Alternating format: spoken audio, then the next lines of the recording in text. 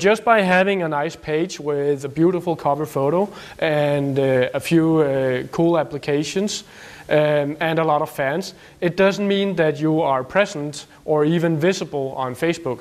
You are only visible on Facebook if you're communicating on a daily basis in the newsfeed.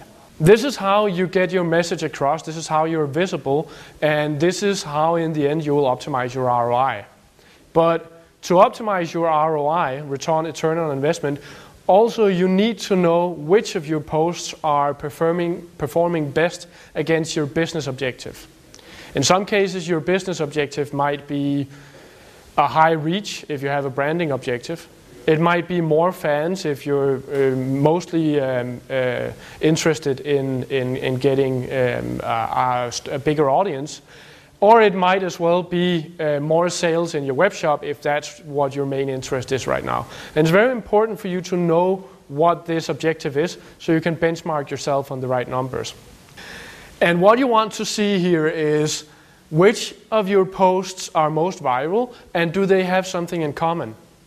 If they have something in common, this is something you can learn from. This is a way for you to realize how can I optimize my communication to get a higher traction on my posts. And again, once you see which topics interest your fans the most, you will also know what to talk about in the future. So this is a great way to catch up with your own strategy and see if you're actually spending your money on the right posts.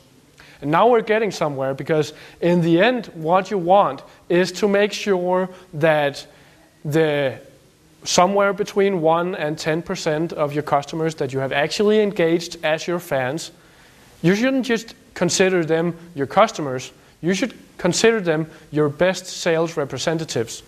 So your primary objective to recruit 10% of your customer base as fans is to make sure that you can provide them with content that they want to share with the rest of your customers, the 90% who doesn't like you but are most likely friends with someone who does like you.